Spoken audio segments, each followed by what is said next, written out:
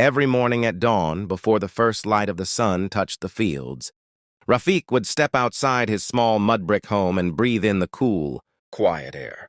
The dew on the rice paddies glistened like tiny stars greeting his weary feet. For years he had tended those fields, every seed sown, every drop of water measured. Every prayer whispered into the earth was his silent promise to his family. Rafiq's wife, Sadia, had passed away when their youngest child was only 5. Her absence weighed on the household like a missing heartbeat. His 3 children, Zara, Ahmed, and little Hina, clung to him with a mixture of love and fear that he might leave them too. Like their mother, Sadia had been the heart of the home, her laughter echoing through the courtyard, filling each corner with warmth. But after she was gone, laughter became a rare guest. Winter came, then spring, then another crushing summer. Year after year, Rafiq worked the fields.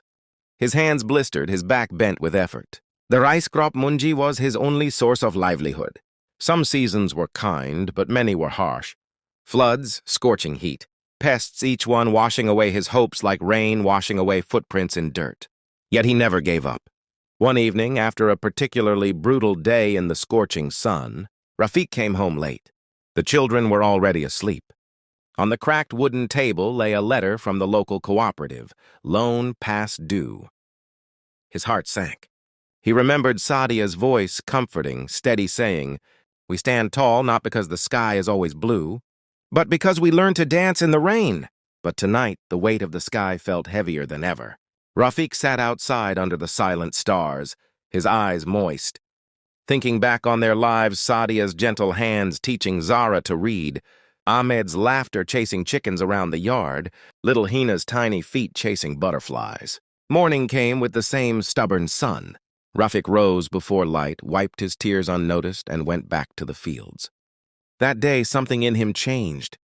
Instead of working alone, he went into the village and spoke to each neighbor, each farmer, each friend. Some had extra rice seedlings. Some offered tools. A few gave him advice. And one elderly farmer shared an old secret way of nurturing rice that brought strength to weak crops. Day after day, the village began helping Rafiq in small ways, passing along harvested fertilizer, sharing meals, even sending his children to learn a new farming technique that would help them increase yield. The harvest season arrived again.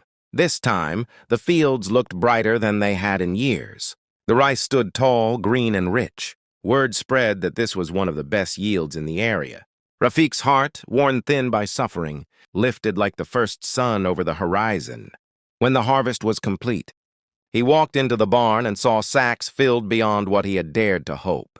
For the first time in a long while, he felt warmth that had nothing to do with the sun. It was hope. He gathered his children and held them close. "We have lost so much," he said softly, "but we have not lost each other. We have learned that when the world feels like it's closing in, the kindness of others can open a new path."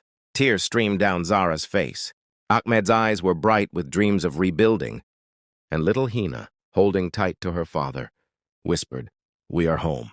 And in that instant, amidst the scent of fresh rice and the gentle sounds of evening, Rafiq realized that even after the hardest storms, life always finds a way to grow again.